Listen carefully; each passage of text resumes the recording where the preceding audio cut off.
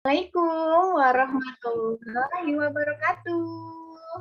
Waalaikumsalam warahmatullahi wabarakatuh.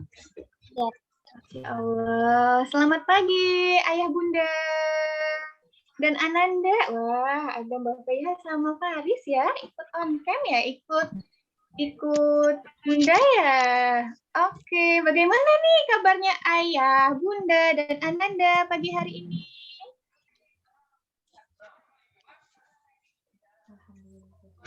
Alhamdulillah, semoga Ayah, Bunda, dan Ananda selalu dalam keadaan sehat ya.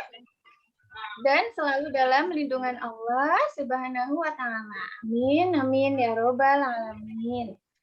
Yang terhormat Kepala Sekolah Serambi PAUD Center, Ibu Tanti Trihastuti STP. Yang terhormat Ibu Guru Serambi PAUD Center.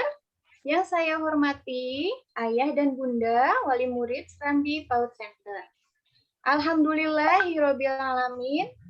Puji syukur, marilah kita panjatkan kehadirat Allah Subhanahu wa Ta'ala yang telah memberikan rahmat dan karunia-Nya sehingga kita bisa berkumpul dalam acara parenting online Serambi dengan tema stimulasi yang tepat bagi tumbuh kembang Ananda.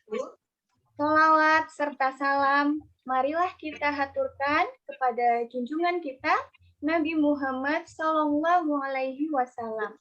Semoga kita semua mendapatkan syafaat dari beliau di yaumul qiyamah. Amin. Kami ucapkan terima kasih kepada Ayah dan Bunda yang alhamdulillah sudah menyempatkan waktunya untuk bisa bergabung di dalam parenting online ini. Sebelum acara dimulai, izinkan saya untuk menyampaikan susunan acara pada pagi hari ini. Yang pertama, pembuka, kemudian kedua, tilawah, ketiga, ice breaking, keempat, pemaparan materi, kelima, sesi tanya-jawab, keenam, informasi atau pengumuman, dan ketujuh, penutup. Baik Ayah Bunda, marilah kita buka acara parenting online ini dengan mengucapkan basmalah. Bismillahirrahmanirrahim. Acara selanjutnya yaitu tilawah surah An-Nasr yang akan dibacakan oleh siswa Serambi yaitu Ananda Faiha Azrina Huwaidah dari kelompok zikir, kelompok TKA. Kepada Ananda Faiha dipersilahkan. Sudah siap Mbak Faiha? Sudah. Silahkan. Assalamualaikum warahmatullahi wabarakatuh. Waalaikumsalam warahmatullahi wabarakatuh. A'udzu billahi minasyaitonir rajim. Bismillahirrahmanirrahim. Idza jaa nasrullahi wal fath wa ra'aitan nasa yadkhuluna fi dinillahi afwaja. Bihamdi rabbika wastaghfir innahu kana tawwaba. Sadaqallahu azim. Allahumma arhamna bil Quran. Wah, Masya Allah, Mbak Faiha hebat ya. Sudah hafal surah An-Nasr. Terima kasih Mbak Faiha. Semoga Mbak Faiha dan Ayah Bunda yang mendengarkan mendapatkan pahala dari Allah Subhanahu wa Ta'ala. Amin, amin ya Robbal Alamin. Terima kasih Mbak Faiha, hebat. Oke, Ayah Bunda, sebelum masuk ke materi parenting pada hari ini, supaya bertambah semangat, acara selanjutnya yaitu ice breaking. Ice breaking hari ini akan dibantu oleh Ibu Puspa Prasasti. Kepada Bu Puspa Prasasti, dipersilahkan. Terima kasih. Kakak. Panggil kakak. Silahkan Kakak. Assalamualaikum warahmatullahi wabarakatuh. Bagaimana jawabnya? Waalaikumsalam warahmatullahi wabarakatuh. Selamat pagi Ayah, Bunda, dan Ananda di rumah. Apa kabarnya hari ini? Alhamdulillah. Biasa. Yes. Alhamdulillah. Ayah, Bunda, hari ini sebelum kita materi parentingnya, kita bergerak yuk Ayah, Bunda. Tapi sebelumnya, boleh saya minta untuk kamera dan juga mikrofonnya dibuka semua? Silahkan. Saya cek dulu ya.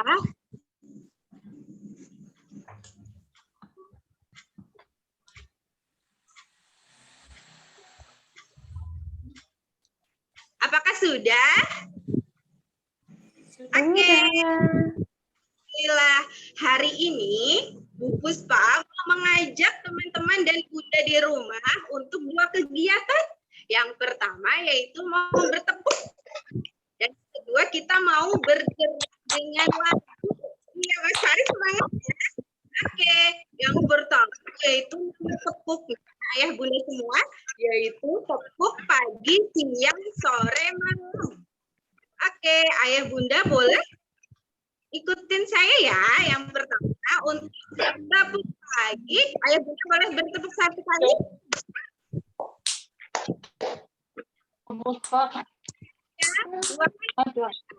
Dua.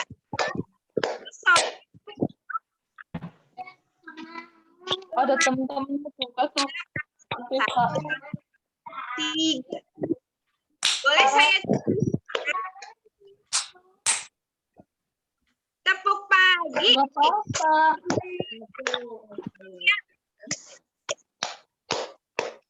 Sore.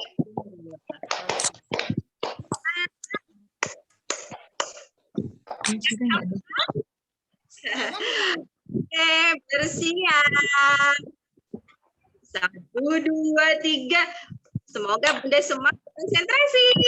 Saya akan sambungkan ketiga tepuk ya Bunda. Tepuk pagi, siang, malam.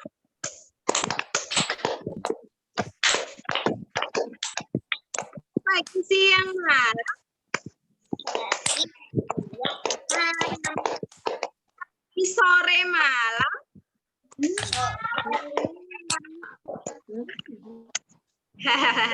Coba satu kali lagi. Siang.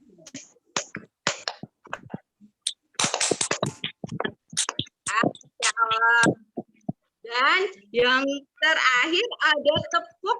Saya sambungkan 4. Ada tepuk pagi, siang, sore, malam. Lebih cepat tepuk pagi, siang, sore, malam.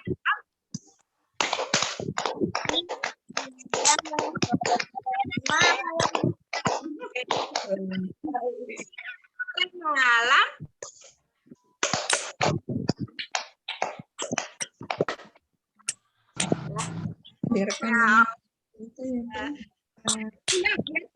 Tambah semangat lagi di pagi ini, saya juga akan mengajak Ayah Bunda dan Anda semua di rumah juga bergerak sambil mendengarkan lagu ya. 8 teman. Ada 8 Ayah Bunda. Caranya seperti ini. 1, 2, 3, 4, 5, 6, 7, 8. Oke, boleh diulang lagi ya. 1, 2,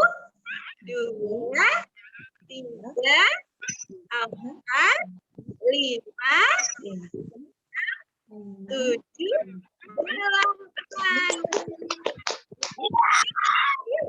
Sebelum pakai lagu kita mulai dulu biar hafal. Dimulai dari sekarang. 1, 2, 3, 4, 5, 6, 7, 8. 1, 2, 3, 4, 5, 6, 7, Biar tambah semangat mau minta bantuan ke Bu Tanti untuk menyetelkan sebuah lagu dengan gerakan yang tadi ada 8 gerakan. Silahkan Bu Tanti.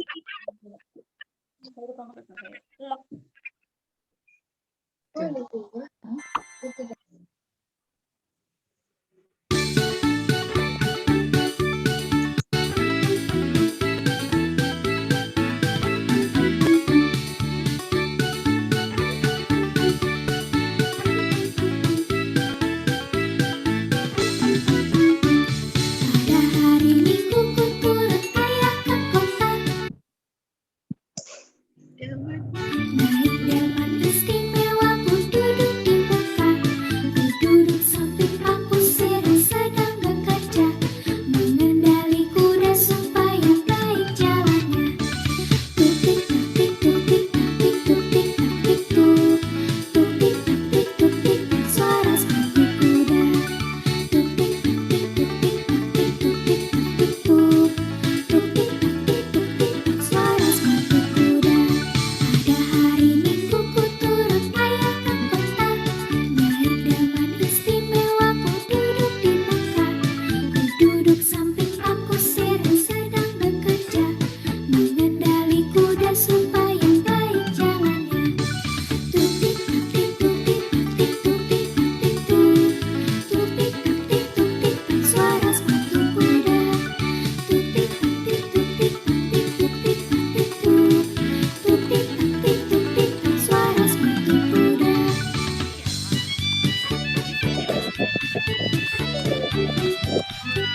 Akifah Faris juga ikut bergerak. Wah, Masya Allah, hebat. Alhamdulillah. Sudah semangat semua ya, Bunda?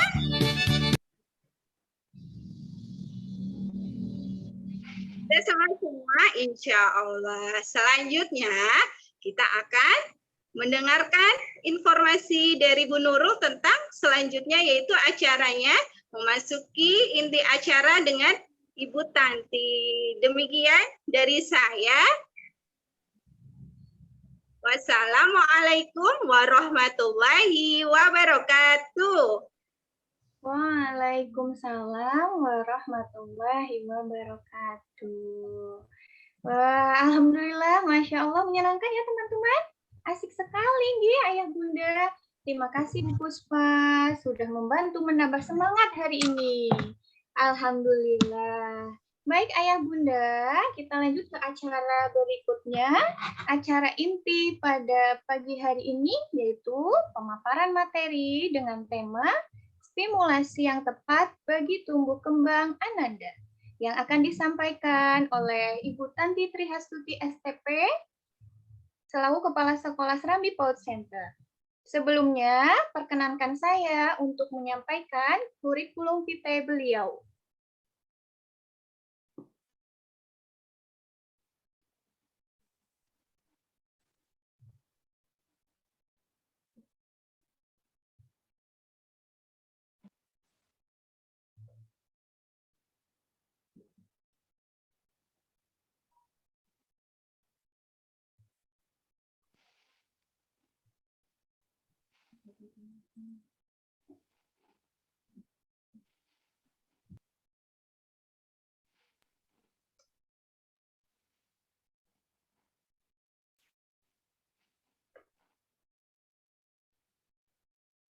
Beliau bernama Tanti Trihastuti STP.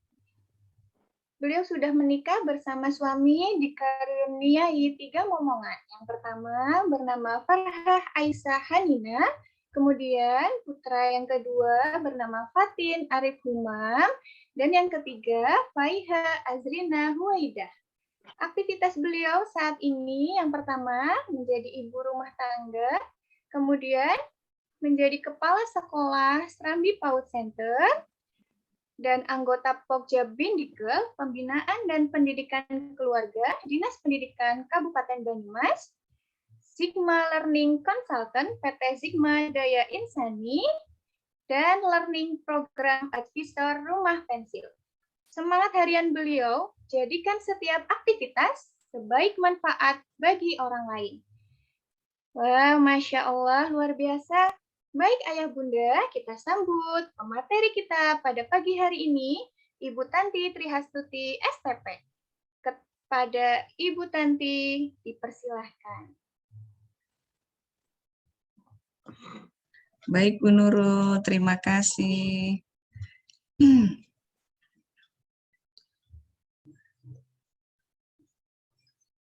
Bismillahirrahmanirrahim. Assalamualaikum warahmatullahi wabarakatuh.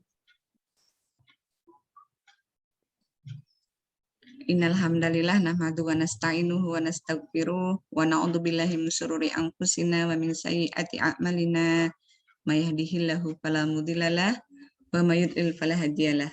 Asyhadu an la ilaha illallah wa asyhadu anna Muhammadan abduhu wa rasuluhu alladzi la nabiyya ba'dah.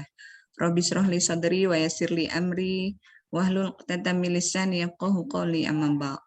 Alhamdulillah, muara syukur kehadirat Allah, kesempatan siang hari ini kita kembali berjumpa dengan Ayah Bunda para guru di Serambi Pok Center yang luar biasa. Terima kasih atas waktu yang telah disempatkan. Tidak lain kita akan insya Allah siang hari ini sharing bersama mengenai stimulasi yang tepat bagi perkembangan Ananda, anak-anak yang kita sayangi. Kenapa kita mengangkat tema ini? Karena menjadi satu bahasan yang insya Allah menjadi upaya kita untuk senantiasa sinergi antara sekolah dengan ayah bunda di dalam upaya kita bersama-sama memberikan pendidikan terbaik, memberikan pengasuhan bagi anak-anak yang kita sayangi, karena mereka insya Allah akan bertumbuh menjadi generasi penerus bagi kita semua. Semoga sharing siang hari ini bisa memberikan manfaat buat kita, kembali mengingatkan saya pribadi dan juga semoga gitu ya menjadi satu informasi atau ilmu yang bermanfaat bagi kita semua.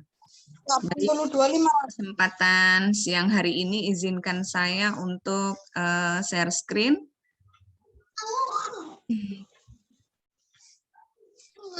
Dari yang sudah saya siapkan. 582, 500. Maaf, pinjam HP. Udah ini mama ikut Zoom kok. Siapa? Serambi. Baik, kita akan membahas tentang stimulasi yang tepat bagi perkembangan anak.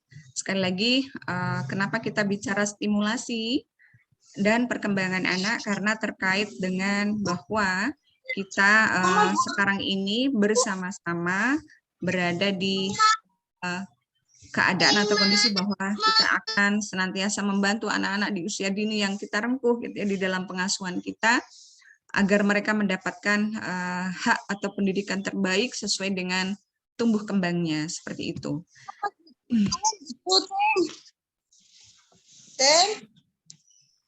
Nah, saya akan bacakan bahwa menurut penelitian lebih dari 1 juta koneksi saraf baru terbentuk setiap detik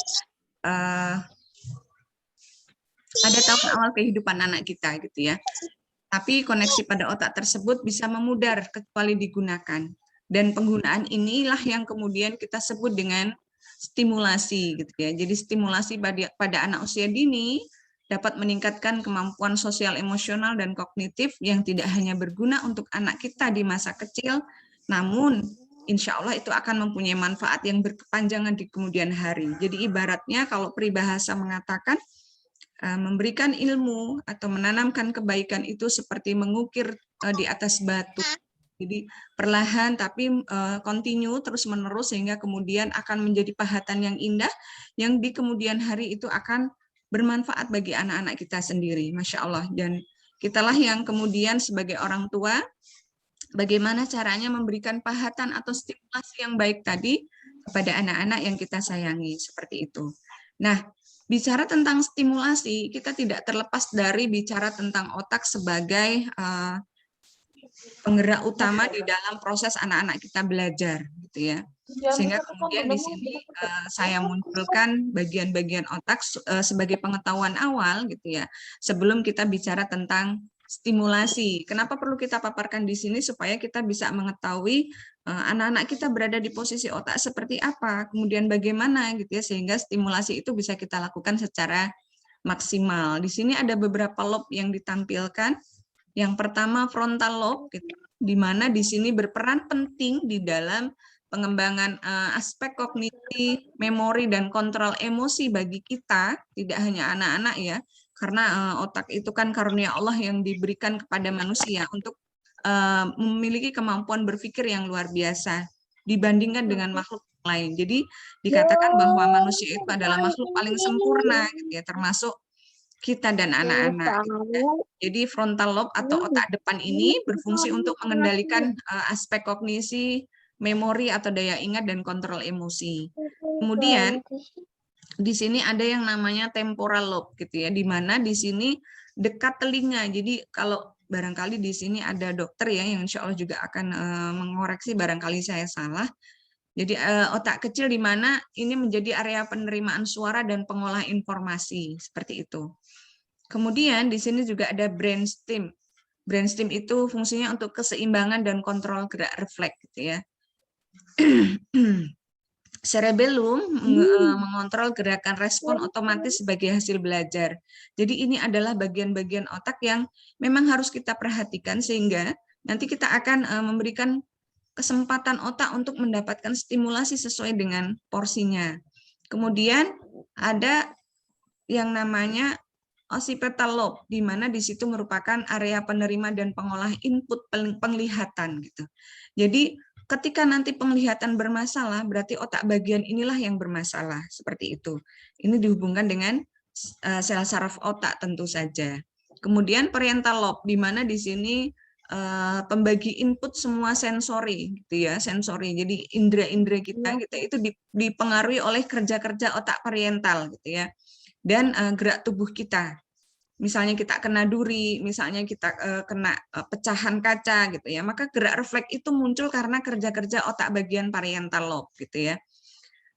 Itu sekelumit tentang bagian otak. Dan kita masuk ke otak kiri versus otak kanan. Kenapa perlu kita bahas ini? Karena disinilah letak pentingnya kita memberikan tadi sekali lagi stimulasi kepada anak-anak kita.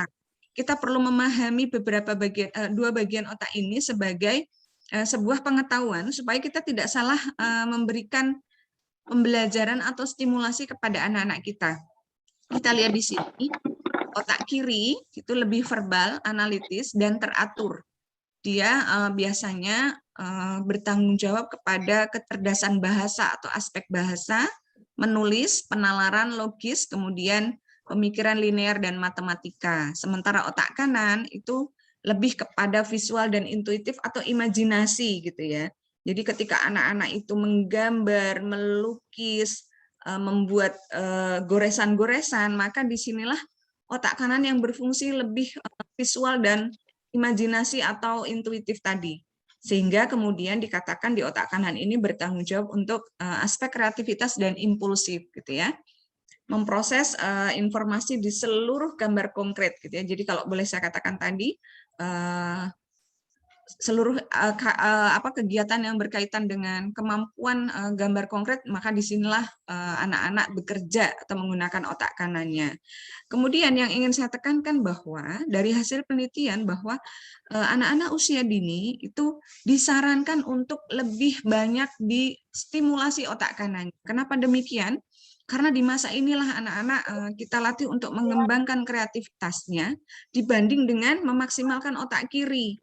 Jadi kegiatan menulis, membaca, berhitung, itu tidak boleh kita paksakan atau kita stimulasikan maksimal di usia-usia dini, gitu. Karena nanti insya Allah seiring dengan berjalannya kerja-kerja otak kanan, otak kiri itu akan mengikuti, gitu ya. Jadi kita boleh katakanlah mengajari membaca, menulis, berhitung, itu idealnya adalah ketika anak-anak itu memang sudah di atas usia dini, gitu ya, sehingga kita tidak boleh serta-merta atau terburu-buru, gitu ya, tidak boleh terburu-buru untuk memberikan pembelajaran yang ansih gitu ya, atau calistung ansih gitu ya, tetapi dengan metode-metode yang menyenangkan, kemudian dengan cara yang lebih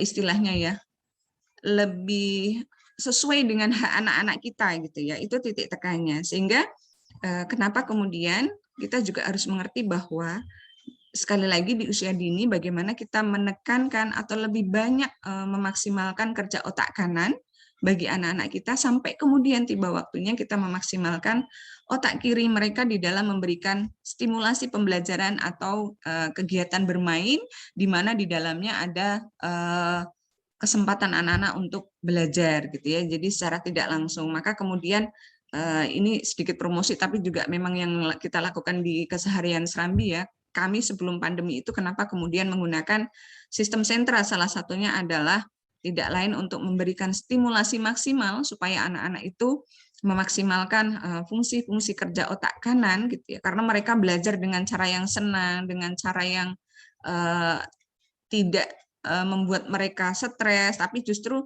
menghadirkan sebuah kesenangan karena konsep yang kita usung adalah bermain sambil belajar. Kemudian bahkan di kegiatan pembelajaran tatap muka pun kita tetap mengupayakan memperbanyak kegiatan-kegiatan yang justru dominan atau melibatkan anak-anak secara langsung di dalam kegiatan belajarnya gitu ya, dengan memperbanyak proyek, dengan memperbanyak kegiatan-kegiatan di mana di situ akan kita harapkan menstimulasi aspek motorik halus kasarnya, kemudian juga aspek stimulasi otak kanan dengan kreativitas yang terbangun di dalam setiap mereka mengikuti kegiatan di sekolah, seperti itu ya. Kemudian kalau boleh kita berikan definisi lebih detail gitu ya, bahwa stimulasi adalah kegiatan yang dilakukan untuk merangsang kemampuan anak sesuai dengan usia dan aspek perkembangannya. Jadi kita memperhatikan dua hal, yaitu usia dan aspek perkembangan. Nah, itulah yang kemudian dinamakan stimulasi gitu ya, baik meliputi aspek indera, kemudian motoriknya gitu ya, kemudian hal-hal terkait di dalamnya.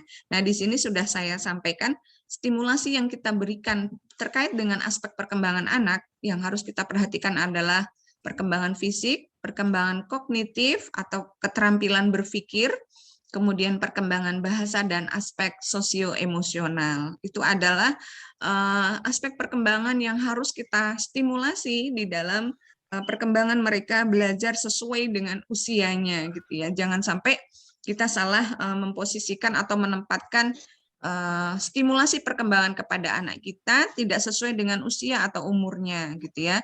Maka yang terjadi nanti adalah justru bukan sesuai dengan apa yang kita harapkan, melainkan akan terjadi hal yang tidak kita inginkan gitu ya, baik itu misalnya stimulasi terlalu dini atau stimulasi yang terlambat, itu menjadi PR-PR yang kemudian akan muncul di kemudian hari.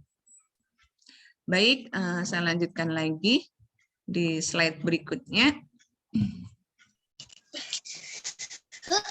Nah, memberikan stimulasi dengan cara menyenangkan sesuai dengan usia akan dapat merangsang atau membantu meningkatkan perkembangan anak. Jadi sekali lagi seperti saya sampaikan di awal tadi bahwa stimulasi yang kita berikan itu hendaknya memperhatikan dua aspek. Yang pertama adalah faktor usia, yang kedua adalah kita memperhatikan aspek perkembangan apa yang akan kita stimulasi, kita berikan sesuai dengan usia mereka. Nah, ini ada beberapa hal atau stimulasi sesuai usia yang saya paparkan, yang semoga ini akan menjadi bahan masukan bagi kita semua sesuai dengan usia atau tahapannya gitu ya. Ini saya adopsi dari beberapa sumber yang semoga ini menjadi referensi kita semuanya gitu ya. Bagi yang barangkali masih memiliki putri atau putra usia 0 sampai 1 tahun, di sini disampaikan bahwa pada masa ini stimulasi yang dapat dilakukan pada anak tidak perlu terlalu rumit gitu ya, dan tidak mengeluarkan biaya karena sangat sederhana stimulasi yang bisa kita berikan, tetapi bisa kita lakukan secara rutin seperti itu. Apa coba? Salah satunya adalah dengan sesering mungkin memeluk gitu ya. Jadi kita peluk kita elus, kemudian berikan senyuman manis kepada anak-anak kita, dan sesekali ajak si kecil untuk berbicara gitu ya. Jadi kalau mungkin Bu Nurul ya nih ya, dalam hal ini yang masih punya baby gitu ya, kan di usia-usia inilah apa namanya, tidak usah terlalu rumit apa yang kita berikan kepada mereka gitu. Jadi dengan sentuhan kita, dengan elusan kita, dengan sambil kita menatap mata mereka. Jadi kalau ini kan anak-anak masih dalam proses pengasian ya, atau pemberian ASI. Maka jangan sampai kita ngasih ASI itu sambil pegang handphone gitu, karena nanti fokus kita akan ke handphone bukan ke anak kita gitu. Tapi yang kita lakukan adalah sembari kita memberikan ASI, kita ajak sekali anak kita itu berbicara atau berbincang tentang sesuatu yang memang sesuai gitu ya. Kemudian dengan menatap matanya, dengan mengelusnya misalnya, itu maka stimulasi kita insya Allah akan maksimal. Bahkan dikatakan yang pernah saya baca ketika anak itu sedang menyusu, maka otak bagian limbik itu akan terbuka gitu ya, di mana di situ anak-anak kita itu akan menerima informasi secara maksimal gitu ya, dan apa namanya, akan tertangkap dengan maksimal pula di dalam memorinya, sehingga manakala kita memberikan ucapan yang baik, sentuhan yang tulus, kemudian dengan senyum yang keluar dari hati kita gitu ya, maka anak-anak akan mendapatkan sesuatu yang luar biasa gitu ya.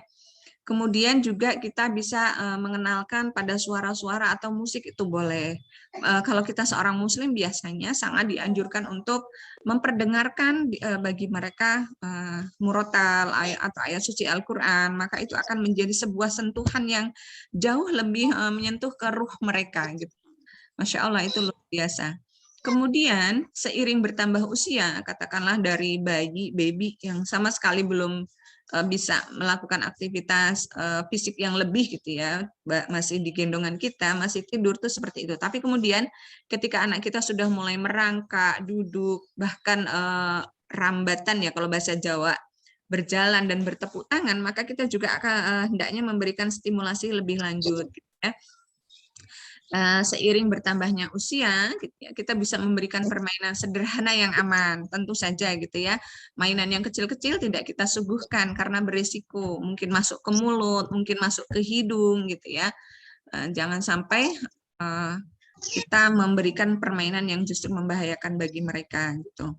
Kemudian kita juga di fase ini bisa melatih refleks anak secara perlahan dan memperkenalkan kepada benda-benda di sekitarnya yang mudah untuk digenggam. Biasanya kan ada misalnya buku lunak ya, buku kain, kemudian boneka kain yang memang itu aman, menyebabkan tidak tersedak, kemudian tidak ada debu yang menyebabkan alergi misalnya, jadi kita ambilkan mainan atau barang-barang yang memang aman buat mereka, seperti itu. Bahkan dari kecil katakanlah misalnya kita terbiasa membacakan buku cerita buat mereka, itu luar biasa. Daripada menyuguhkan handphone berikut dengan radiasi yang cukup berbahaya, maka bagaimana kita menyediakan misalnya lebih banyak bacaan. Meskipun mereka belum paham, tetapi ketika kita sering membacakan mereka dengan model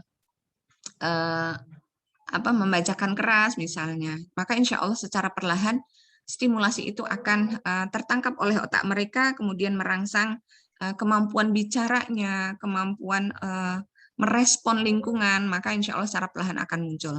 Kemudian stimulasi di anak usia 1-2 tahun, barangkali di Serambi ya ada adik-adik yang anak-anak yang memiliki adik di usia ini, semoga ini memberikan satu informasi juga gitu ya.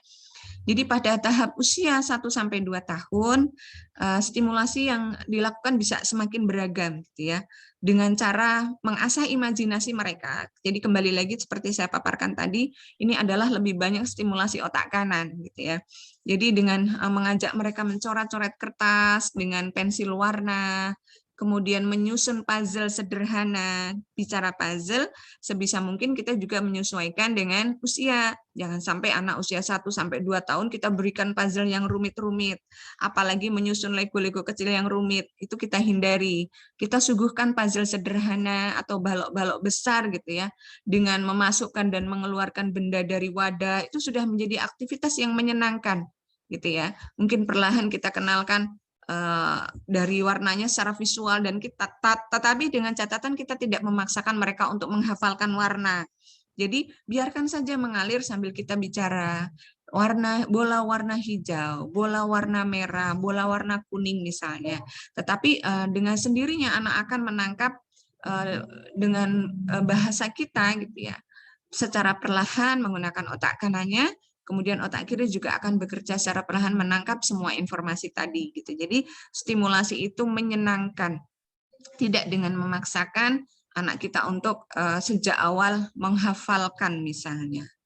Seperti itu. Kemudian anak-anak di usia 1 sampai 2 tahun ini juga bisa mulai kita kenalkan melakukan aktivitas sehari-hari gitu ya. Jadi mengenalkan supaya ada kemampuan untuk menolong dirinya sendiri misalnya seperti mengambil mainan gitu ya, mengambil mainan. Manakala anak kita sudah mampu berjalan, sudah mampu mengambilnya gitu ya, maka kita latih untuk itu. Tentu saja barang-barang yang tidak berbahaya gitu ya.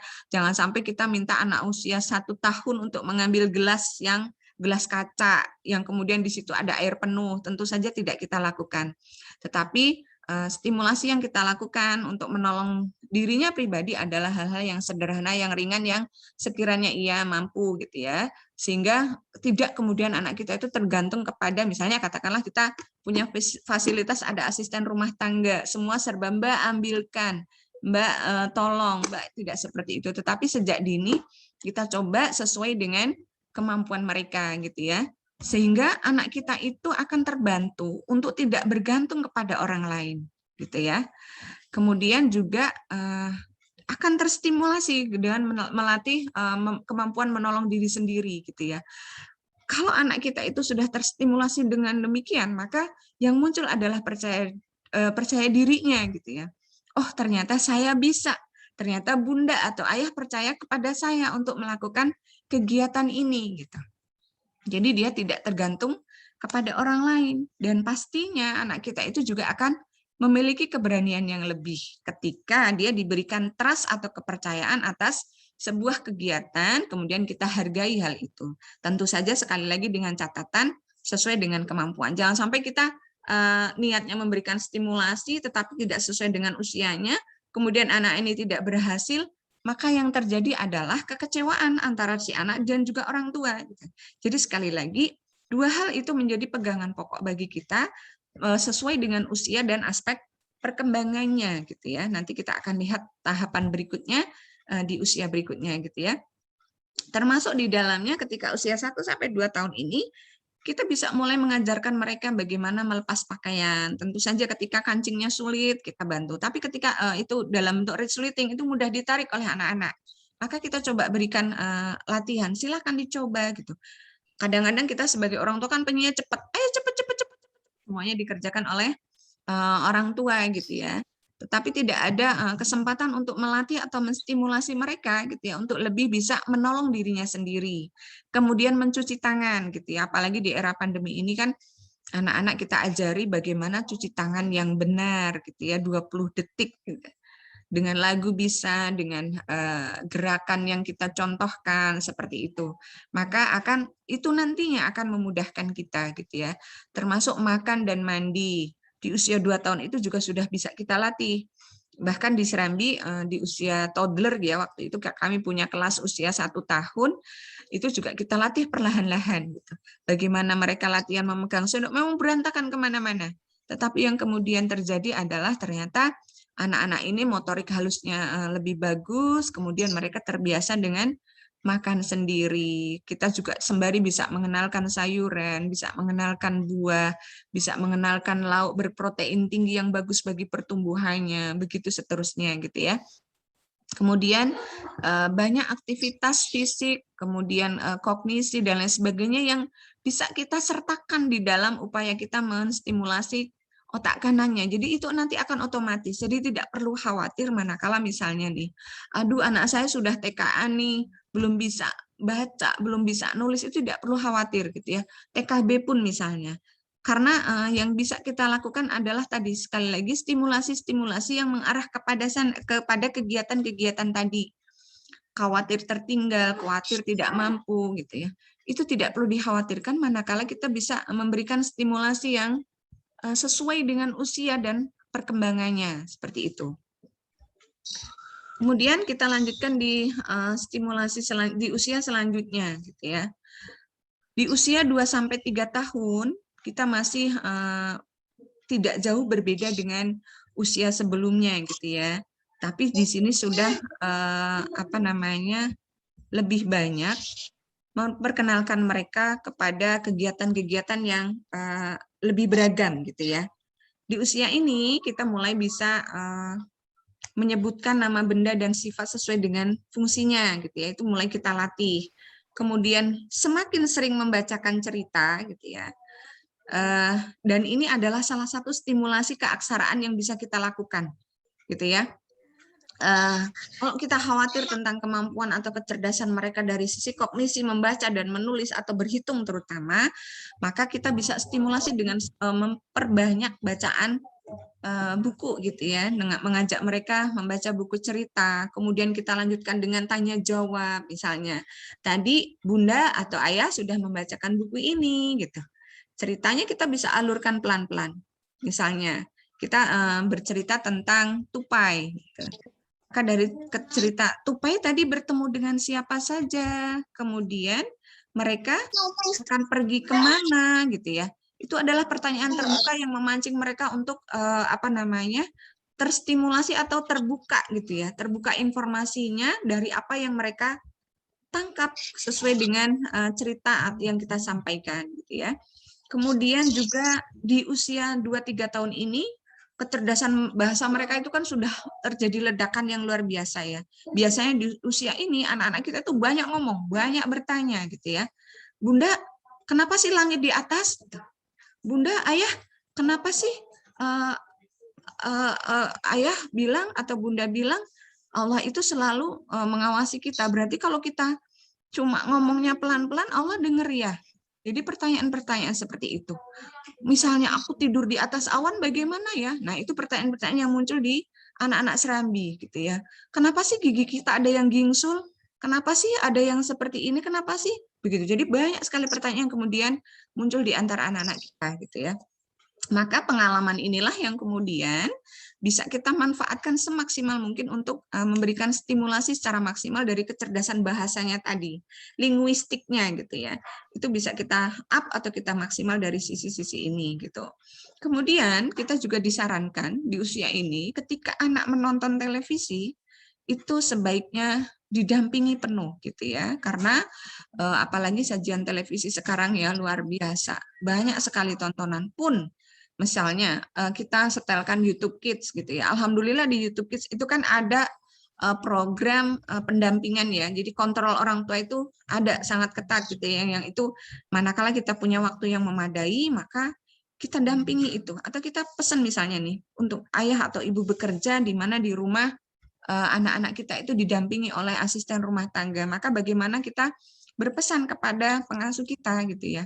Untuk mendampingi manakala kemudian ada pesan-pesan, ada kata-kata yang tidak baik, maka kita counter gitu. Saya sedikit berbagi bukan untuk pamer, tapi anak pertama saya dulu gitu ya, itu juga didampingi oleh asisten rumah tangga. Kemudian saya selalu berpesan ke si mbak yang menjaga.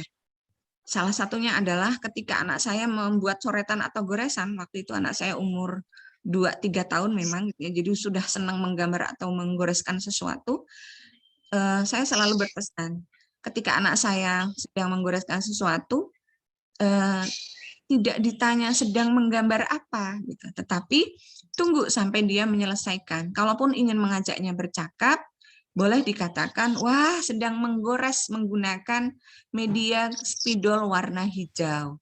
Wah, sedang menggoreskan menggunakan warna ini. Jadi pengkayaan itu akan terjadi di sana. Nah, begitu selesai baru anak kita ditanya, silahkan bercerita. Tadi menggambar apa? Gitu. Dengan begitu anak kita itu akan tereksplor lebih banyak. Gitu. Nah, usia-usia 2-3 tahun itu sudah bisa kita lakukan ini. Gitu ya. Di kelas Bu Ayu ya terutama ya. Di kelas doa itu di usia ini anak-anak bisa kita stimulasi dengan sering kita ajak berbicara, berbincang tentang sesuatu hal gitu ya. Mereka insya Allah sudah nyambung dengan informasi yang kita berikan. Kemudian cuci tangan, mohon maaf cebok gitu ya, berpakaian, merapikan mainan, itu mereka sudah bisa kita stimulasi di sana gitu ya. Makan dengan sendok garpu itu sudah bisa kita latih. Jadi table manner ya kalau istilah kerennya, atau attitude makan itu sudah bisa kita ajarkan di sana. Bagaimana memulainya dengan basmalah, kemudian mengakhirinya dengan hamdalah, doa sebelum dan sesudah makan sebagai satu bentuk kesyukuran kita kepada Allah atas rezeki yang diberikan hari ini. Itu kan sesuatu yang luar biasa yang bisa kita berikan kepada anak-anak sebagai pesan gitu ya.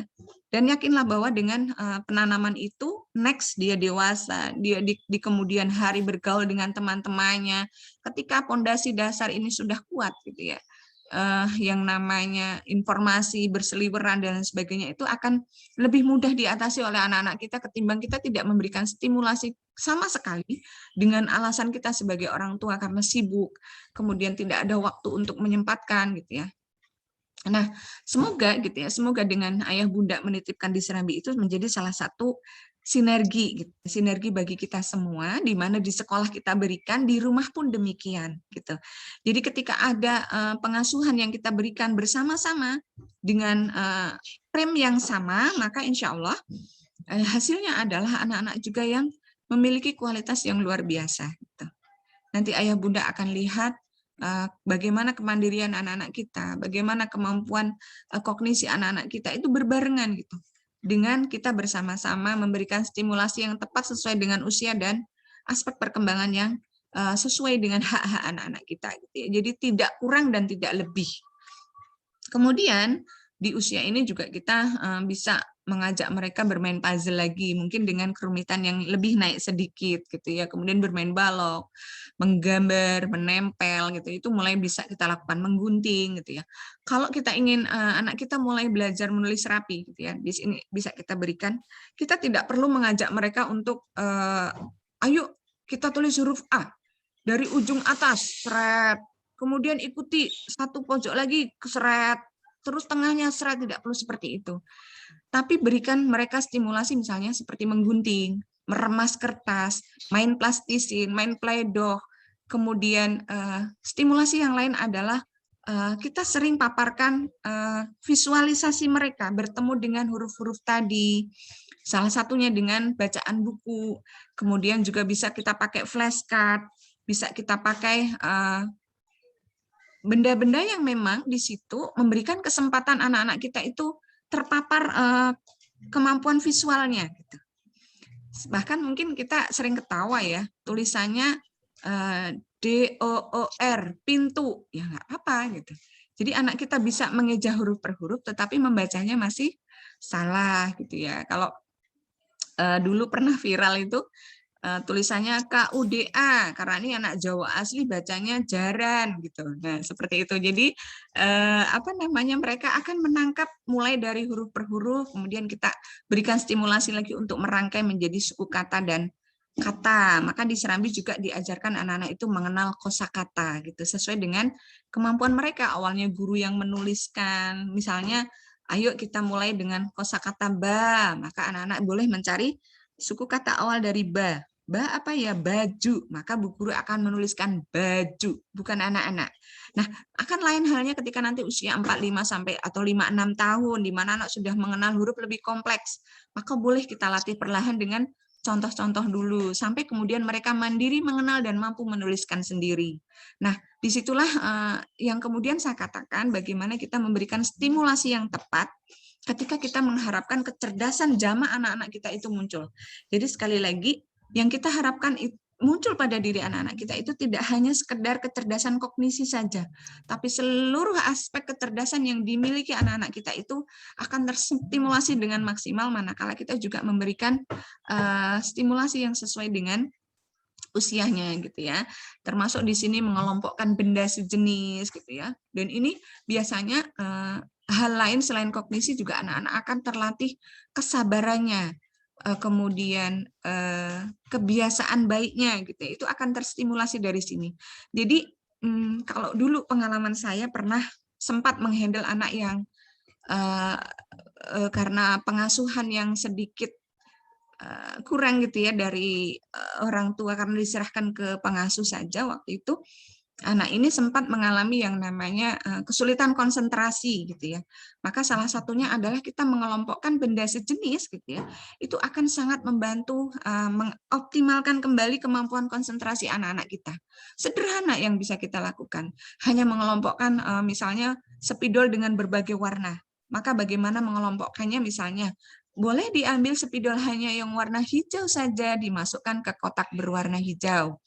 Boleh diambil spidol warna merah dimasukkan ke dalam kotak berwarna merah. Boleh diambil warna kuning dimasukkan ke dalam kotak berwarna kuning. Maka insya Allah itu akan sangat melatih gitu ya. Selain kemampuan kognisi, di situ juga akan kemampuan berhitungnya dapat, mengenal warnanya dapat, mengelompokkan sesuai jenis gitu ya.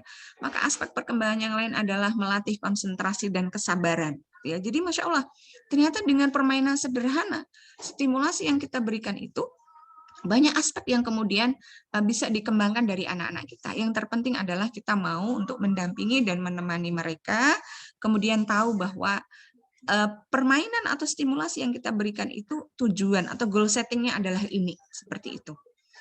Kemudian kita masuk ke usia 3-4 tahun gitu ya, hampir sama dengan di usia 2-3 tahun, tetapi di poin setelah mengelompokkan benda sejenis dan mencocokkan gambar, anak di sini boleh kita mulai kenalkan dengan angka dan huruf.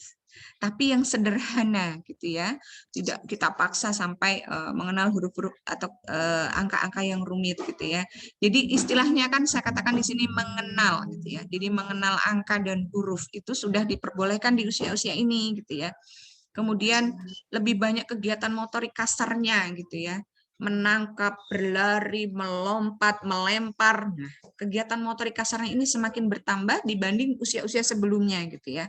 Maka kemarin mungkin di kelas TKA ya, usia 4 tahun itu mulai diajari kita ya, waktu daring itu minta orang tua coba minta tolong divideokan ketika anak melompat, ketika anak engklek, ketika anak berlari, kemudian melempar gitu ya. Sehingga di situ menjadi acuan bagi kita sudah sejauh mana perkembangan anak-anak, kemudian stimulasi apa yang bisa kita berikan gitu. Jadi ketika anak kita belum bisa melompat, maka kita latih misalnya dengan hula hoop nih, antar hula hoop satu, atau kalau nggak ada hula hoop kita bikin lingkaran sederhana aja pakai spidol atau pakai apa gitu ya. Kemudian anak diminta melompat dari satu lingkaran hula hoop satu dengan berikutnya gitu ya. Itu kan nggak maksa. Tapi kalau misalnya kita tanpa media sama sekali, nanti akan beda ya. Wah, boleh nih lompat dari lingkaran satu ke lingkaran berikutnya. Itu akan menjadi permainan yang menyenangkan. Padahal kita punya maksud untuk memberikan stimulasi motorik kasar buat dia. Akan berbeda kan, ayo lompat, cuma diajak lompat saja. Gitu ya.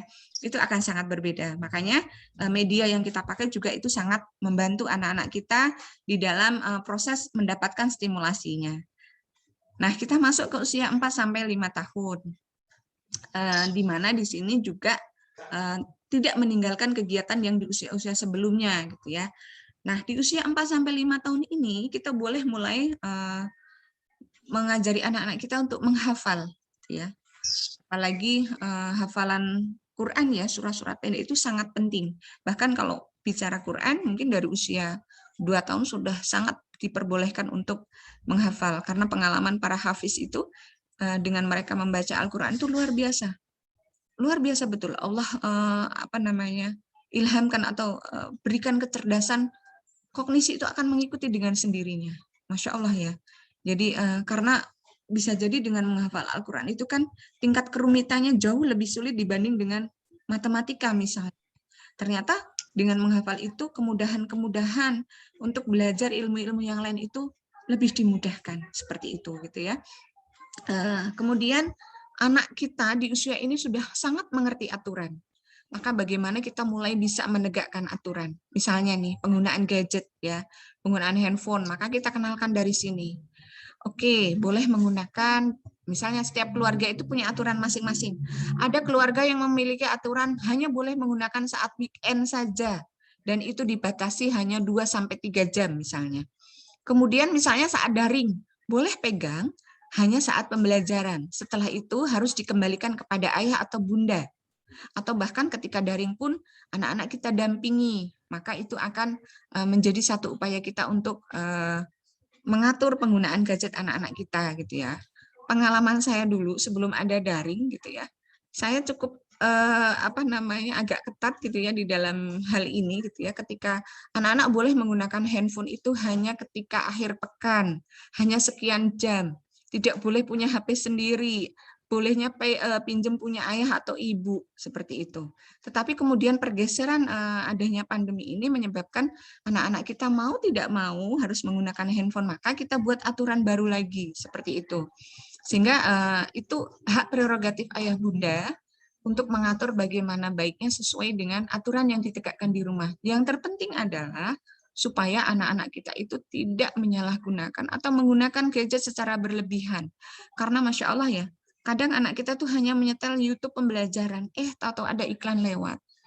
Kemudian dari hasil penelitian teman-teman yang memang concern di dalam hal ini, ternyata belum tentu sajian yang dilewatkan melalui tayangan gadget anak-anak kita itu dalam bentuk tontonan gambar langsung, tetapi dengan verbalnya, dengan bahasa yang tercantum di dalamnya, itu ternyata sangat berpengaruh kepada otak frontal anak-anak kita. Tadi kan otak frontal itu kan pengaruhnya ke memori ya yang saya paparkan di depan tadi.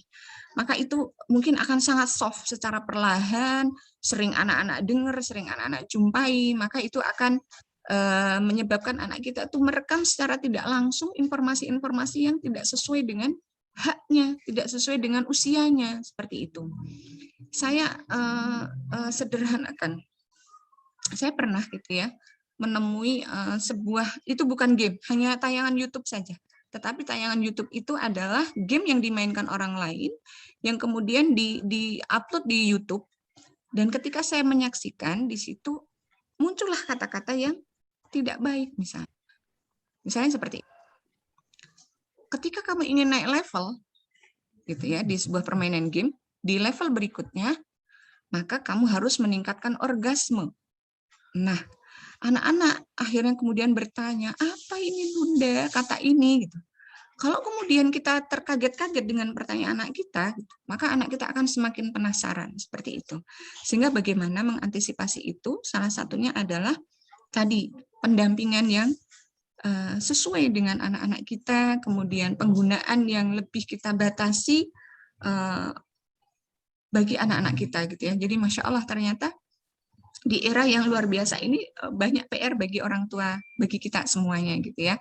Kemudian kita juga bisa mulai mengajari di sini bagaimana anak-anak diberi kesempatan untuk membandingkan besar kecil, banyak sedikit, itu boleh dengan lagu, boleh dengan benda gitu ya. Katakanlah menakar beras, 1 genggam dengan 1 atau dengan 2 genggam, kita taruh di dalam gelas kecil, kita bandingkan. Lebih banyak yang mana yang lebih sedikit. Nah, itu dengan stimulasi permainan yang menyenangkan.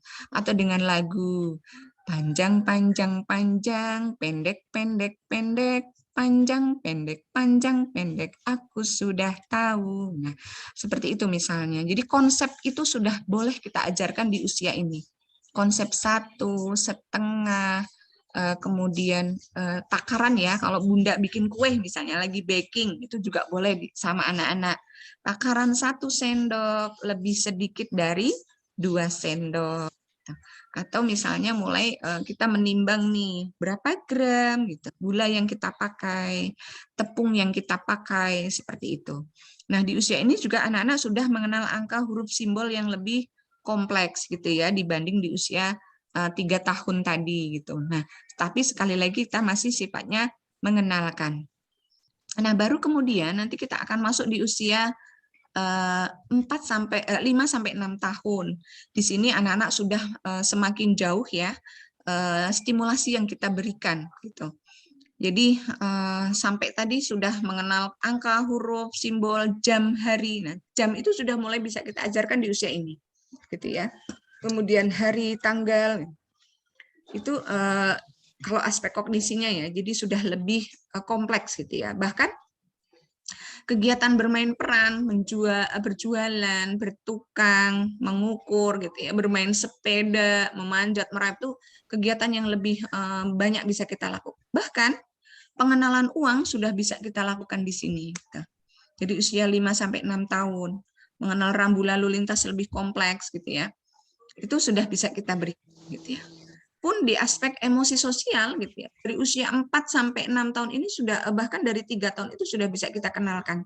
Dengan cara apa misalnya? Berbagi makanan dengan saudaranya, dengan temannya, kemudian bermain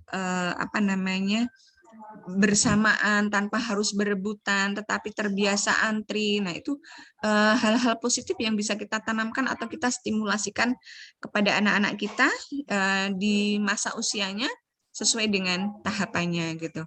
Ya, kami selalu berpatokan kepada Permendikbud ya yang sudah disampaikan ke kami tentang tahap tumbuh kembang, yang semoga nanti juga bisa kita share ke ayah bunda dari usia 0 sampai 6 tahun itu ada semua.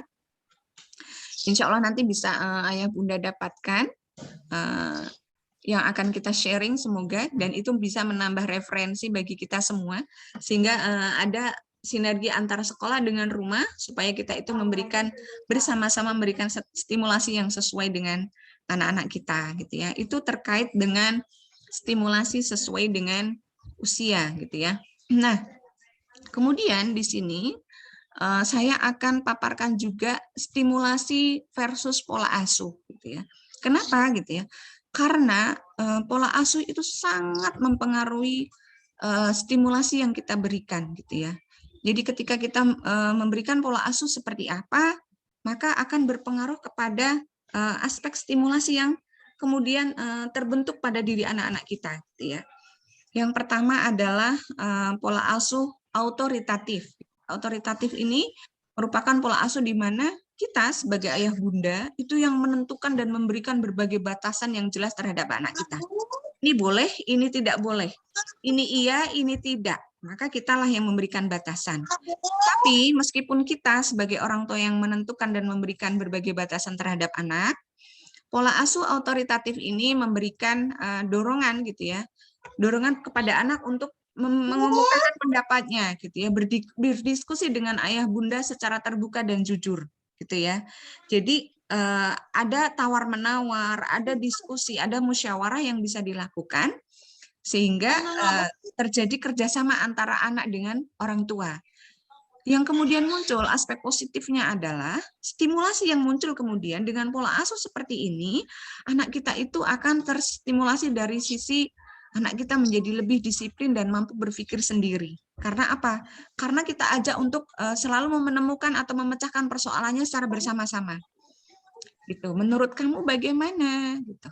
Kemudian, oh kalau menurut bunda atau ayah seperti ini, menurut kakak bagaimana? Misalnya di dalam keluarga itu ada musyawarah atau kesepakatan bersama. Yuk, Desember besok nih, akhir tahun, libur sekolah, kita mau bepergian kemana? Oh, si adik punya usul ke sini, si kakak punya usul ke sini, si tengah punya usul ke sini misalnya. Kemudian kita akomodasi menjadi satu kesempatan untuk tadi bermusyawarah gitu ya. Bagaimana kalau misalnya dan di situ ada kita sebagai orang tua memberikan frame yang jelas, yang ini boleh, yang ini tidak, yang ini iya, yang ini enggak gitu. Nah, tetapi tetap memberikan kesempatan anak untuk mengemukakan pendapatnya.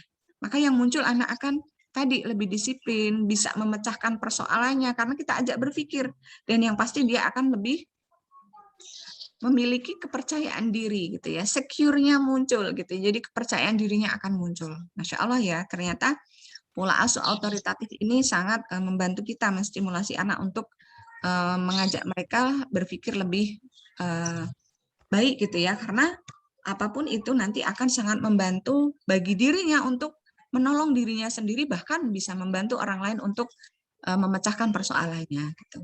Kemudian yang kedua, pola asuh autoritarian. Seperti apa gitu ya? Pola asuh autoritarian ini dikenal dengan pola asuh yang kaku, dengan menegakkan aturan yang ketat gitu ya, dan sedikit mempertimbangkan perasaan anak.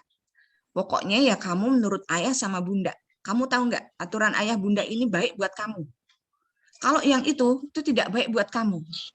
Jadi tidak mempertimbangkan perasaan anak, tidak mengakomodasi pendapat anak-anak, sehingga yang muncul adalah emosi. Dan saya punya pengalaman ini, gitu ya, pengalaman yang tidak enak, yang kemudian alhamdulillah kita secara perlahan mencoba menyelesaikan dengan mendekati pola-pola yang lebih demokratis, yang lebih bisa diterima oleh anak-anak kita, gitu ya.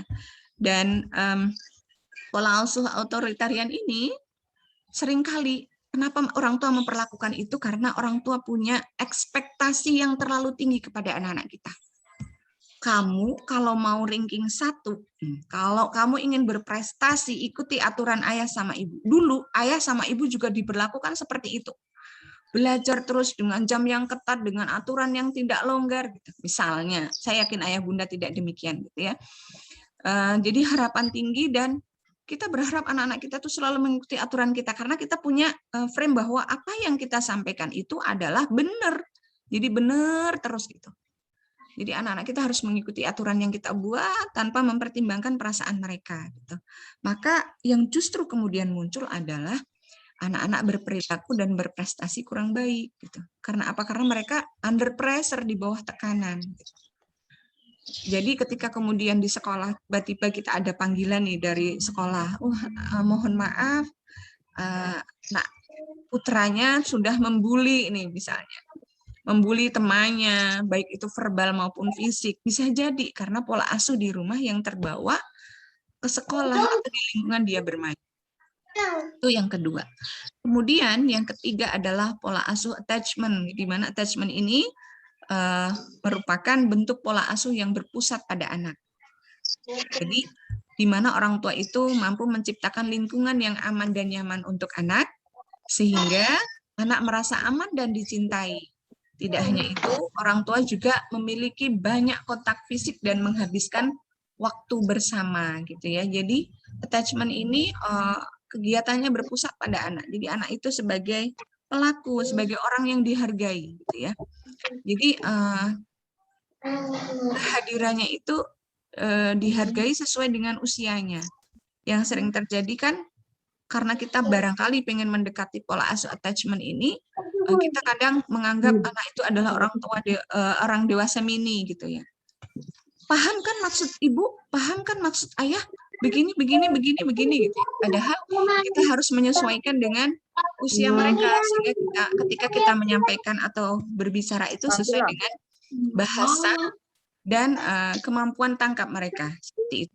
Nah, dengan pola asuh attachment ini, anak kita akan lebih mandiri, memiliki empati tinggi, mampu mengontrol emosi mereka, ya, karena terbiasa dengan sentuhan, dengan kedekatan fisik orang tua, menghabiskan waktu bersama, gitu ya. Nah, mungkin ini nanti akan ada pertanyaan, bagaimana dengan orang tua bekerja yang tidak bisa melakukan atau mampu selalu mendampingi anak-anak kita, gitu ya. Maka tadi sekali lagi kita bisa mengambil peraturan dan pola asuh yang bersesuaian dengan kemampuan kita, seperti itu. Kemudian yang keempat adalah pola asuh permisif. Permisif itu serba boleh, di mana orang tua tidak mengatur batasan dan tidak memiliki aturan yang pasti untuk diterapkan kepada anak-anak. Jadi jor, gitu ya. Silahkanlah, kamu mau ngapain saja. Orang tua cenderung membebaskan dan membiarkan anak-anak membuat keputusannya sendiri, gitu ya. Jadi tidak ada frame, tidak ada pembatasan, serba boleh, gitu ya. Mau apa saja silahkan. Misalnya kayak penggunaan gadget, gitu ya. Oh iya, karena barangkali orang tua mampu, kemudian dibelikan, tidak ada batasan. Semoga kita tidak termasuk di dalamnya, gitu ya. Karena yang kemudian terjadi adalah anak cenderung kurang baik kesehatan mentalnya. Dia akan lebih mudah, lebih mudah stres, gitu ya. Karena apa? Karena kita tidak membantunya untuk mengambil keputusan terhadap sebuah persoalan yang dia hadapi. Dia harus memutuskan sendiri karena kebebasan yang diberikan tadi, gitu ya. Dan pokoknya orang tua itu isinya cuek aja, gitu. Bolehlah, nggak apa-apa lah. Nanti juga akan ngerti sendiri, gitu misalnya. Maka pola asuh yang keempat, yang permisif ini sekali lagi akan menjadikan anak-anak itu terstimulasi justru menjadi kurang baik kesehatan mentalnya. Yang kelima adalah pola asuh free range, gitu ya. Jadi kita memberikan pola asuh di mana orang tua memberikan kebebasan sepenuhnya kepada anak, tetapi sekaligus kebebasan itu untuk anak tahu resikonya. Jadi dibebaskan, tapi anak juga harus ambil resiko sendiri. Artinya konsekuensinya ketika misalnya kamu melakukan ini, konsekuensinya ya kamu tanggung sendiri, seperti itu. Nah, meskipun memberikan kebebasan sepenuhnya kepada anak, orang tua tetap melakukan pengawasan dengan memberikan peraturan, konsekuensi tadi gitu ya, dan tanggung jawab gitu ya. Jadi silahkan nanti kita akan memilih yang mana nih di antara ketujuh pola asuh ini gitu ya. Pola asuh free range atau autoritatif atau authoritarian atau apa tadi attachment misalnya gitu. Nanti kita bisa lihat di sini sesuai dengan kondisi yang memungkinkan dan itu aman dan bagus untuk stimulasi anak-anak kita. Kemudian yang keenam adalah pola asuh helikopter.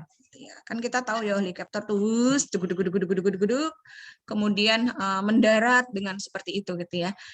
Pola asuh helikopter itu orang tua cenderung mengatur setiap aspek kehidupan anak-anak dan selalu ingin mengontrolnya setiap situasi. Waduh, saya ketampar nih kayaknya nih gitu ya.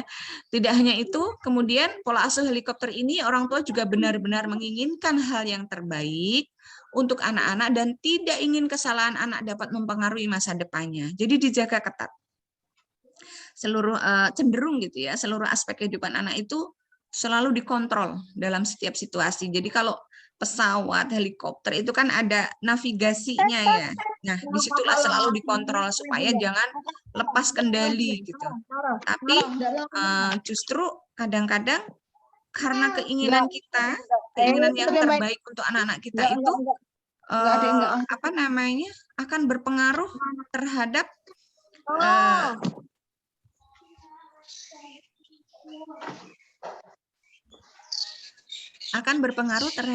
pola asuh kita gitu ya. Sehingga tidak memberikan kesempatan kepada anak kita tadi untuk bisa berpendapat tadi juga. Jadi kembali lagi kalau pola asuh helikopter ini karena saking ketatnya kontrol yang diberikan setiap waktu akan berpengaruh terhadap stimulasi yang kita berikan kepada anak-anak kita. Nuwun sewu, bisa di-unmute supaya tidak double suaranya. Iya, kemudian efek yang tidak baik dengan pola asuh helikopter ini adalah anak-anak kita menjadi insecure, tidak percaya diri karena semua sudah diatur. Pendapatku itu selalu jelek, pendapatku itu tidak baik gitu ya. Pendapatku itu tidak bisa berlaku karena tidak lebih baik dari kakak, tidak lebih baik dari ibu misalnya. Kemudian anak kita itu juga akan mudah cemas gitu ya di dalam menghadapi persoalannya. Dan dia akan lebih mudah stres gitu ya di dalam memecahkan persoalan-persoalannya. Kemudian yang ketujuh, pola asuh yang perlu kita ketahui di dalam upaya memberikan stimulasi kepada anak kita adalah pola asuh uninvolved atau neglectful gitu ya. Yaitu pola asuh di mana orang tua tidak memiliki banyak waktu, bahkan cenderung bersifat acuh kepada anak. Udahlah, diserahkan saja kepada pengasuh atau bruk saja ke sekolah atau lembaga pendidikan tanpa tahu gitu ya, tanpa tahu bagaimana urusan anak-anak. Insya Allah orang tua Serambi tidak demikian, tapi orang tua Serambi senantiasa bersinergi dengan lembaga, Masya Allah. Biasanya pola asuh ini banyak diterapkan oleh orang tua yang menjadi orang tua tunggal dan orang tua yang bekerja gitu ya untuk memenuhi kebutuhan anak biasanya, tapi tidak semua demikian. Ini hanya biasa dari hasil penelitian itu ditemukan dialami oleh para orang tua yang single kemudian juga bekerja gitu ya untuk memenuhi kebutuhan karena harus fokus seperti itu. Kemudian akibatnya orang tua tidak banyak mengetahui kehidupan anak secara emosional maupun fisik dan tidak mengetahui apa yang disukai anak. Saya yakin ayah bunda tidak demikian gitu ya, karena dari komunikasi kita gitu ya dengan orang tua terhadap sekolah itu luar biasa gitu ya, respon balik yang kita terima gitu ya. Jadi ini adalah 7 pola asuh yang sangat mempengaruhi bagaimana kita memberikan stimulasi kepada anak-anak kita gitu ya. apakah kemudian anak kita terstimulasi dengan maksimal melalui pola asuh yang kita berikan, termasuk tadi stimulasi yang sesuai dengan usia atau perkembangannya, ataukah ada penyimpangan di dalamnya gitu. Ini beberapa referensi yang coba saya rangkum, yang kemudian menjadi kesempatan sharing pada siang hari ini, yang artinya saya bukan segala-galanya yang sudah menerapkan ini semua, tidak.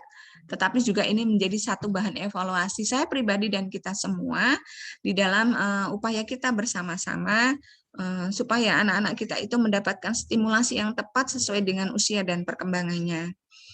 Terakhir saya sampaikan dari John Piaget yang mengatakan perkembangan kecerdasan anak-anak kita adalah proses kontinu asimilasi. Jadi proses gitu ya, proses yang terus-menerus kontinu dan akomodasi. Jadi merupakan kumpulan-kumpulan dari informasi dan pengetahuan yang kita berikan di dalam stimulasi tadi menuju peningkatan penerapan skema. Jadi menjadi alur gitu ya, yaitu keterampilan individu yang berhubungan dengan benda-benda atau lingkungannya, yaitu kita sebagai orang tua di dalam upaya memberikan pendidikan dan pengasuhan, apakah sudah tepat dengan usia mereka di dalam kita memberikan stimulasi positif yang kita harapkan akan mampu meningkatkan tadi kemampuan perkembangan anak-anak kita baik dari aspek pertumbuhan maupun perkembangannya.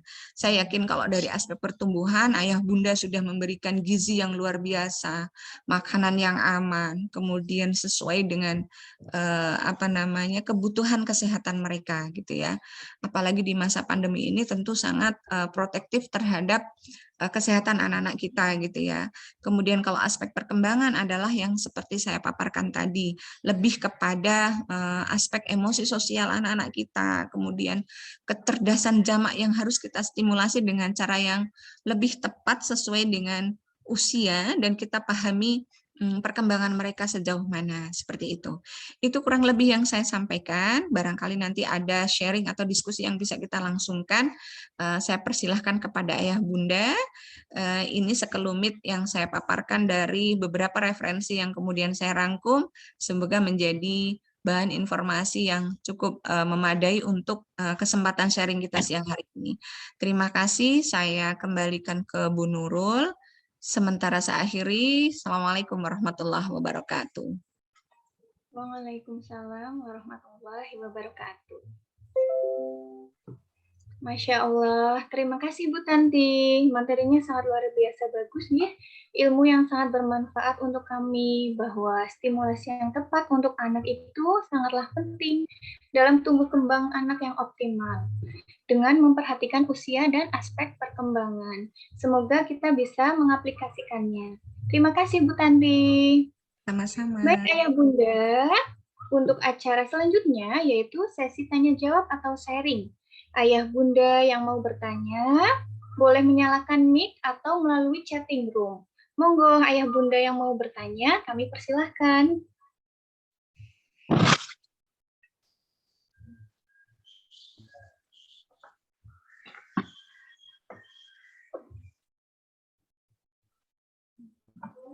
Ada mau tangguh nih? Monggo, boleh langsung bertanya.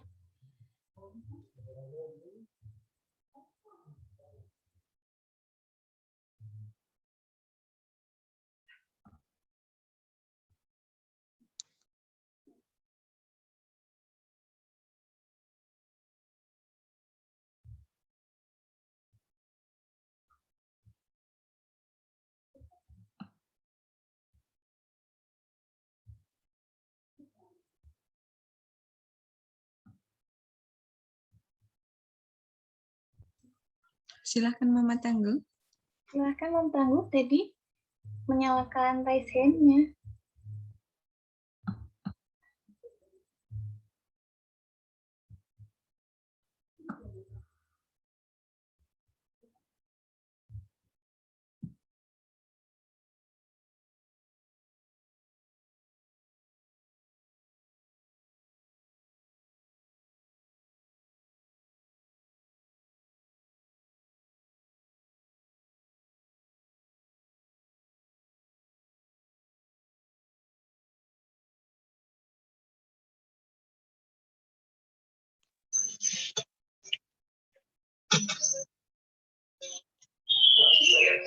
Bu Nurul masih unmute, Bu. Oh iya, ada Bunda Sarin dari Bunda Rafiq kelompok doa gitu Bu Tanti. Di chatting room pertanyaannya, Ibu, bagaimana caranya menghilangkan kekhawatiran kalau anak tertinggal kemampuannya dibanding anak yang lain? Misal, anak saya motorik halus masih sangat kurang. Monggo Bu Tanti, mau langsung dijawab? Apa?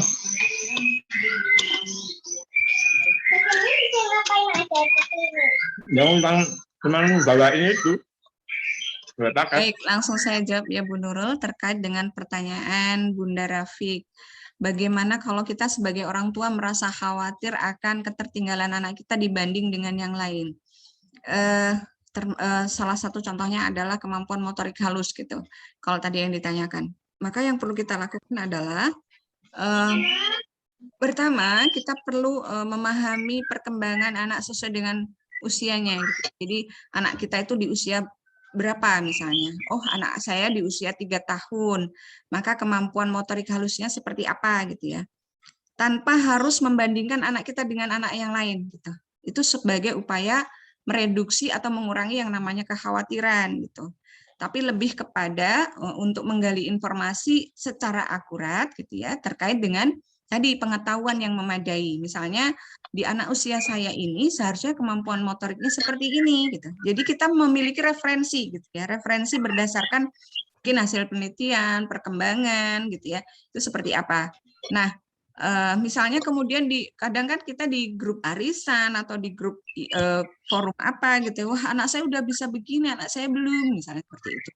Maka tidak perlu kita terlalu khawatir dengan pembicaraan-pembicaraan itu, tapi kita fokus kepada setelah kita tahu bahwa oh ternyata memang dari sisi ini anak saya kurang, maka saya perlu melakukan langkah lanjutan. Misalnya nih, katakanlah kalau tadi contohnya adalah anak saya memiliki keterlambatan motorik halus, misalnya dari ukuran yang sudah tahu ya, yang kita tahu aspek perkembangan tadi dikaitkan dengan usianya. Maka yang perlu kita lakukan adalah itu tadi, kita perlu melakukan stimulasi. Oh ternyata misalnya harusnya anak saya ini sudah bisa menggenggam pensil dengan benar. Maka yang kita lakukan adalah berikan stimulasi yang tepat. Apa misalnya?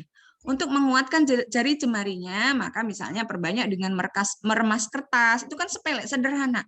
Ada kertas nganggur nih di dekatnya yang sudah tidak dipakai. Ajak anak untuk meremasnya, meremas sekencang mungkin, atau menggunakan spon. Spon itu boleh, spon dipakai. Kemudian merobek acak gitu ya. Merobek acak itu juga menjadi latihan untuk menguatkan stimulasi atau memberikan stimulasi motorik halusnya. Bermain plastisin, bermain play-doh, menggunting gitu ya. Itu adalah kegiatan pendampingan yang bisa kita lakukan untuk memberikan stimulasi terhadap kemampuan motorik halusnya gitu ya. Kemudian untuk aspek dari sisi melampiaskan kondisi psikologis si anak ini juga sekaligus menguatkan kemampuan motoriknya. Perbanyak anak kita untuk menggambar, melukis, menggores, seperti itu. Nah itu insya Allah secara perlahan akan sangat membantu anak-anak kita itu terstimulasi dari sisi aspek motorik halusnya. Termasuk misalnya, sekali waktu nih Bunda mau menakar beras. Boleh diajak juga gitu. Jadi banyak sebenarnya kegiatan-kegiatan harian gitu yang bisa kita pakai untuk memberikan stimulasi kepada anak-anak kita, termasuk di dalamnya tadi motorik halus. Nah, persoalan kekhawatiran itu kita tidak cukup berhenti sampai khawatir, tetapi memang harus ketika memang kita mengetahui bahwa anak kita dari literatur, dari referensi bahwa di usia ini seharusnya sudah mampu ini, kita lakukan yang namanya stimulasi gitu ya, tanpa perlu bahkan sampai membandingkan nih di depan anak kita nih misalnya kita membandingkan, adik kayak gini aja kamu nggak bisa, padahal temanmu sudah bisa seperti ini. Nah itu yang tidak diperbolehkan karena justru itu bukan memberikan stimulasi positif, tapi itu akan menyebabkan kemudian bisa jadi muncul anak ini insecure-nya, nggak percaya diri, iya memang aku nggak bisa, aku nggak mau ngapa-ngapain. Itu malah justru akan menjadi masalah lagi gitu. Tetapi ketika kita bisa menyampaikan bahwa wah, Bunda akan sangat senang kalau kamu bersama Bunda, adik bersama Bunda, ayo kita kerjakan bersama kegiatan ini misalnya. Kalau kemudian Bunda tidak bisa menemani setiap waktu, ambil quality time di waktu-waktu tertentu saat Bunda sedang off gitu ya, sedang libur dari kerjaan, maka kita fokuskan untuk bersama-sama anak-anak kita. Nah, ketika kita off fokus gitu, hal-hal distraksi atau gangguan itu kita letakkan dulu. Contoh, handphone gitu ya. Itu menurut saya, kalau saya pribadi itu menjadi salah satu distraksi ketika membersamai anak-anak. Salah satu gangguan yang kemudian muncul tiba-tiba ketika kemudian itu tidak kita lepas gitu ya. Kadang kita sedang bermain anak-anak, tahu-tahu ada ting-plung gitu. Kita terpancing untuk ini. Kita kadang-kadang itu tidak berhenti sampai di situ, akan membuka WA, akan membuka IG, akan membuka begitu seterusnya. Jadi upayakan ketika misalnya memang kita tidak punya waktu banyak, maksimalkan tertentu yang di kesempatan itu kita bisa punya waktu gitu ya. Maka insya Allah itu secara perlahan stimulasi itu akan mampu mengurai persoalan anak kita. Katakanlah misalnya tadi motorik halusnya kurang, bahkan bukan cuma motorik halus, mungkin banyak di antara kita termasuk saya juga ketika mengevaluasi anak-anak kita itu ternyata seharusnya dia sudah mampu seperti ini tetapi belum. Ternyata dia harusnya sudah mampu ini, ternyata belum. Maka kita melakukan evaluasi pribadi yang kemudian next kita ambil langkah, gitu ya. Langkahnya tadi tidak berlama-lama dengan kekhawatiran, tetapi langsung mengambil langkah. Sebaiknya saya seperti apa? Sebaiknya saya bagaimana? Seperti itu, gitu ya. Itu insya Allah jawaban yang saya berikan. Semoga mewakili dari pertanyaan yang disampaikan Bu Sari. Gitu Bu Nurul. Terima kasih Bu Tanti. Begitu Bunda Rafiq nih. Insya Allah sudah terjawab pertanyaannya. Selanjutnya, Ayah Bunda, ada lagi yang mau bertanya?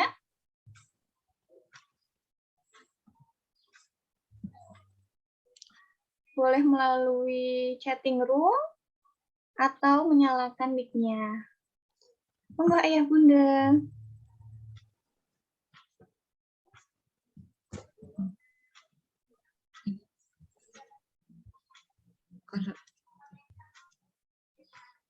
Kalau itu sedang mau.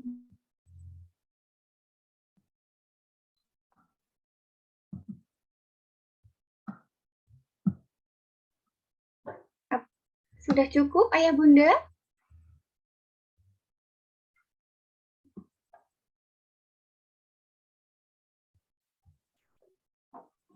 Baik, Ayah Bunda, jika sudah tidak ada lagi yang bertanya, kita lanjut ke acara berikutnya, yaitu informasi atau pengumuman acara yang ke-6.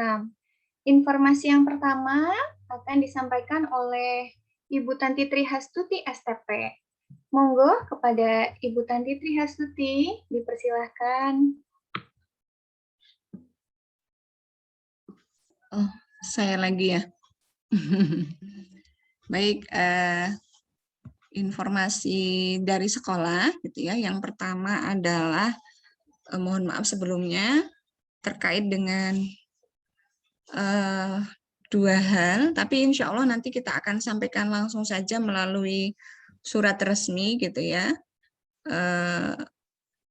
Itu untuk yang pertama, nanti kita lewat surat resmi saja. Kemudian yang kedua terkait dengan ini, alhamdulillah anak-anak kita itu sudah terlatih untuk semangat berbagi gitu ya, itu sesuatu yang luar biasa. Kemudian satu catatan yang ingin kami sampaikan, kita berharap ketika anak-anak kita berbagi satu dengan yang lainnya, sesuai dengan buku panduan yang sudah pernah kami sampaikan gitu ya, yang barangkali belum mendapatkan nanti semoga bisa disampaikan kepada ayah bunda melalui wali kelas masing-masing. Salah satu aturan yang kita berikan adalah makanan yang dibawa oleh anak-anak itu sebaiknya tidak mengandung MSG, monosodium glutamat, mononatrium glutamat, seperti itu. Sehingga aman dikonsumsi oleh anak-anak kita maupun anak-anak yang lain, seperti itu. Jadi boleh di ingredients atau di daftar apa namanya bahan gitu ya, bahan penyusun makanan itu kan biasanya tertera di sana. Salah satunya adalah MSG gitu ya. Sebenarnya boleh saja, tetapi tubuh kita itu kan ada ambang batas mengkonsumsi MSG gitu ya. Ada apa namanya thresholdnya gitu. Jadi ambang batas yang boleh dipakai gitu. Hanya saja kita sedikit mengurai atau mengurangi dengan tadi supaya anak-anak kita itu tidak terbiasa mengkonsumsi MSG berlebihan, sehingga kami berharap makanan yang dibawakan atau dibagi ke sekolah itu adalah yang aman atau bebas dari MSG. Insya Allah banyak dari makanan-makanan kemasan itu ada, dan lebih aman mungkin sebenarnya ya, berbagi itu bisa dalam bentuk buah atau makanan kudapan yang tertutup gitu ya, sehingga lebih higienis itu.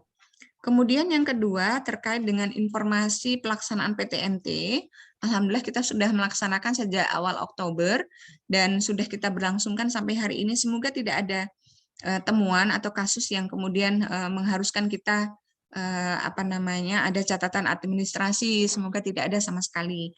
Maka untuk itu kami insya Allah selaku guru karyawan juga senantiasa menjaga itu bagi guru karyawan yang habis bepergian, habis dari luar kota, ataupun gitu yang sedang tidak enak badan, bahkan cuman misalnya agak demam atau apa, maka guru atau karyawan Serambi juga tidak masuk ke sekolah. Demikian pula halnya kami sangat berharap dan insya Allah sudah terlaksana juga, dan semoga ke depan terus terjaga para orang tua menginformasikan manakala memang habis bepergian dari luar kota, atau ada anggota keluarga yang sedang sakit atau terpapar mendekati ciri dari COVID-19, mohon informasinya dengan jujur gitu ya, sehingga kita tidak perlu ada hal-hal yang apa namanya kemudian tidak kita inginkan gitu ya. Jadi insya Allah kita berusaha saling menjaga bersama-sama gitu ya.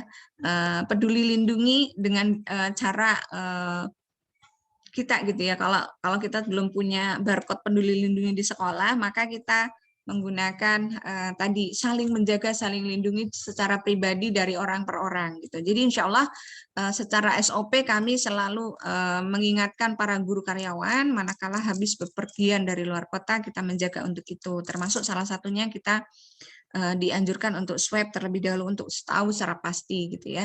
Dan kita senantiasa berharap semoga pandemi ini memang segera berlalu sehingga anak-anak berkesempatan untuk lebih banyak bermain dan belajar di sekolah, termasuk diantaranya adalah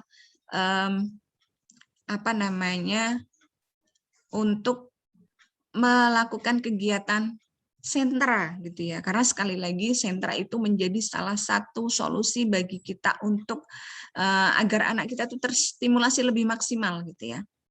Jadi anak bermain sendiri, artinya maksud saya memainkan alat sendiri gitu ya, dengan kemampuan kreativitasnya begitu seterusnya. Gitu. Jadi sekali lagi semoga pandemi ini segera berlalu gitu ya, Allah anugerahkan kita semua sehat senantiasa ke depan gitu ya, sehingga perjalanan pembelajaran anak-anak kita itu bisa berjalan dengan maksimal. Tidak ada istilah yang namanya learning loss gitu ya, jadi kehilangan belajar, apalagi kaitannya itu dengan minat belajar, kemudian kesempatan mendapatkan informasi atau pengetahuan secara maksimal, karena tugas kita sekarang sebagai orang tua adalah membekali mereka untuk 100 tahun Indonesia merdeka, bahkan mungkin lebih gitu ya, yang mungkin kita tidak akan bersempat untuk menyaksikan mereka gitu ya.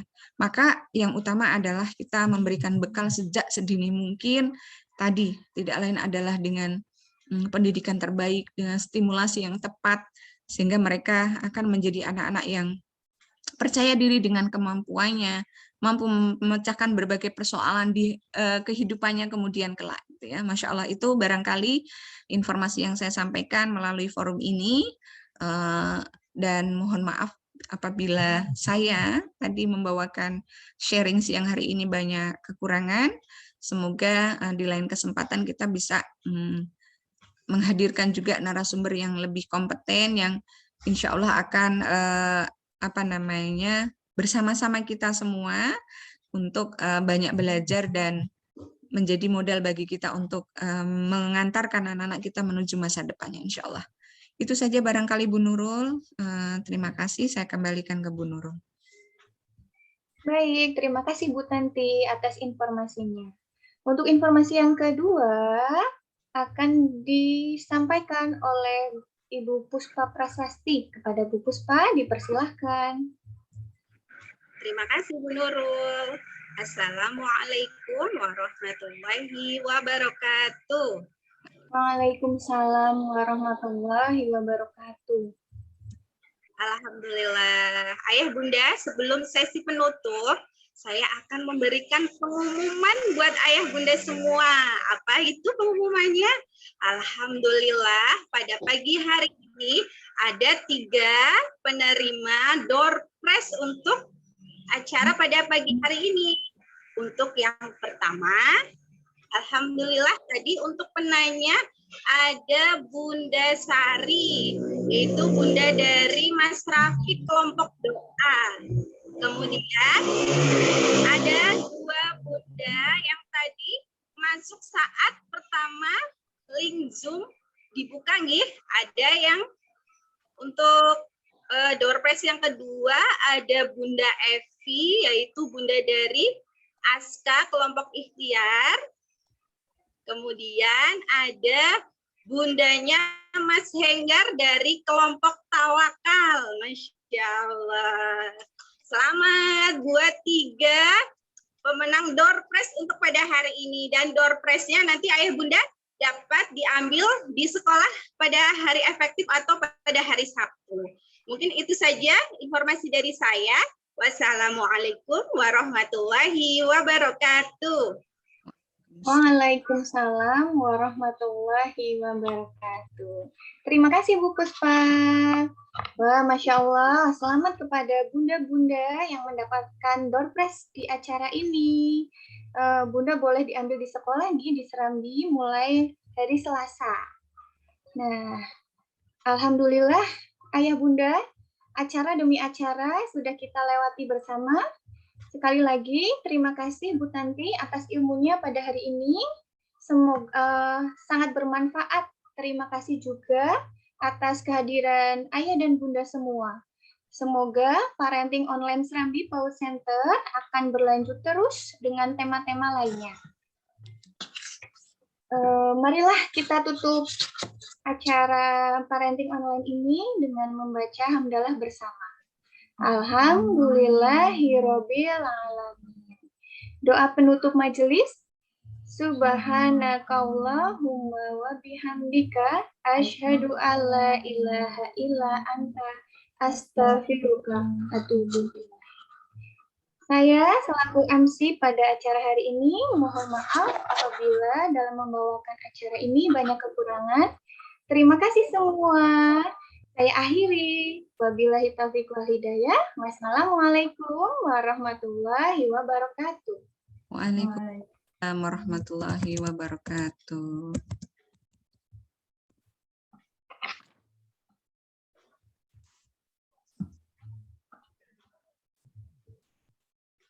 Silahkan bisa live Zoom.